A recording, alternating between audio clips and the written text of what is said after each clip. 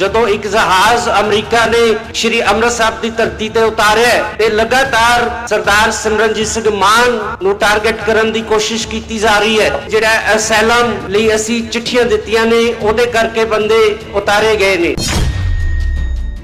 America international ਕਾਨੂੰਨ ਜਿਹਦੇ ਤਹਿਤ ਅਸੈਲਮ ਦਿੱਤਾ ਜਾਂਦਾ ਹੈ, ਰਿਫਿਊਜੀ ਐਕਟ ਦਾ ਸੈਕਸ਼ਨ 33 ਕਹਿੰਦਾ ਹੈ ਕੋਈ ਵੀ ਬੰਦੇ ਨੂੰ ਉਸ ਦੇਸ਼ ਵਿੱਚ ਡਿਪੋਰਟ ਕਰਕੇ ਨਹੀਂ ਭੇਜਿਆ ਜਾ ਸਕਦਾ ਜਿੱਥੇ ਉਹਦੀ ਜਾਨ ਨੂੰ ਖਤਰਾ ਹੈ।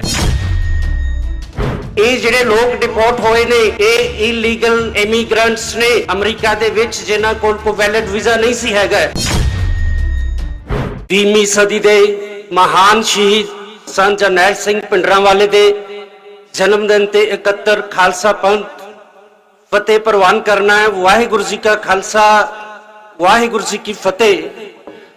1984 ਦੇ ਵਿੱਚ ਇਹ ਸਿੱਖਾਂ ਦੀ ਤੀਜੀ ਇੰਬੈਲੈਂਸਡ ਵਾਰ ਸੀ ਜਿਹਦੇ ਵਿੱਚ ਇੱਕ ਪਾਸੇ ਦੁਨੀਆ ਦੀਆਂ 3 ਸੁਪਰ ਪਾਵਰਸ ਦੀਆਂ ਫੌਜਾਂ ਤੇ ਦੂਜੇ ਪਾਸੇ ਸੰਤ ਜਰਨੈਲ ਸਿੰਘ ਭਿੰਡਰਾਂਵਾਲੇ ਦੇ ਨਾਲ ਗਿਣਤੀ ਦੇ ਸਿੱਖ ਜਿਨ੍ਹਾਂ ਨੇ इंडियन स्टेट अगे ना तो आत्म समर्पण किया ना ही संत जरनैल सिंह भिंडरांवाले ने कुर्सी मुख मंत्री की जिहड़ी ऑफर सी उन्होंने स्वीकार किया।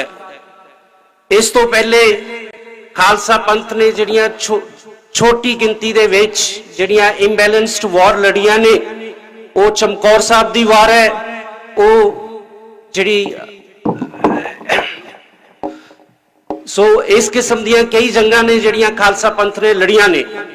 ते मैं अज क्योंकि पिछले हफ्ते तो जदों एक जहाज अमरीका ने श्री अमृतसर साहब की धरती ते उतारिया ते लगातार सरदार सिमरनजीत सिंह मान नूं टारगेट करन दी कोशिश की जा रही है कि जिहड़ा असैलम लई असीं चिट्ठियां दित्तियां ने उहदे करके बंदे उतारे गए ने।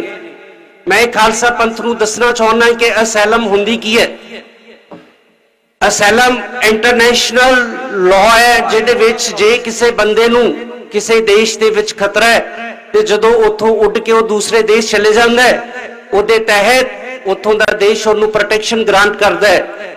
89 दे विच जदों सरदार मान साहब ने पार्लीमेंट दे विच किरपान लिजान तो रोक दिता सी तां उदों यूएन दे विच सरदार मान साहब ने इन्हां देशां नूं दस्सिया कि सिखां दे जिहड़े धार्मिक हक ने वो सुरक्षित नहीं हैगे।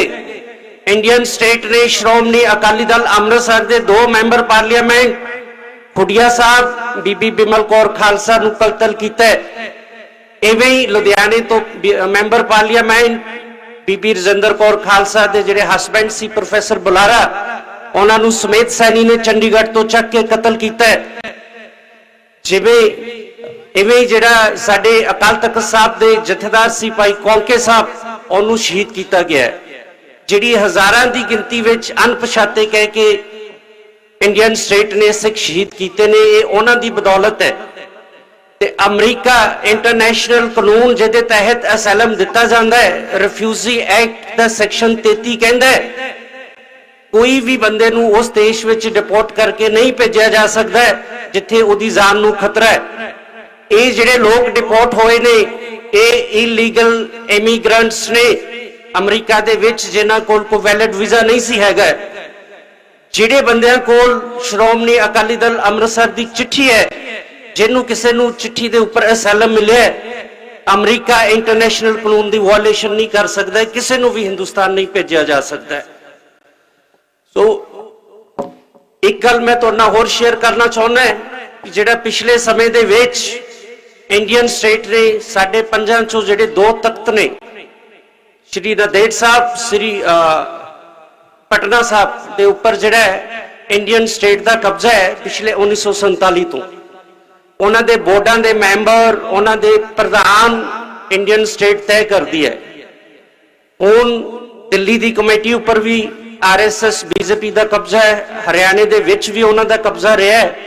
ते जिहड़ी स्टेट है वो कोशिश कर रही है कि जिहड़ा पंजाब है श्रोमणी कमेटी है उहदे विच आप दे बंदियां राहीं इत्थे कब्जा कराया जाए। इस गल दी आपां नूं पछाणन दी लोड़ है।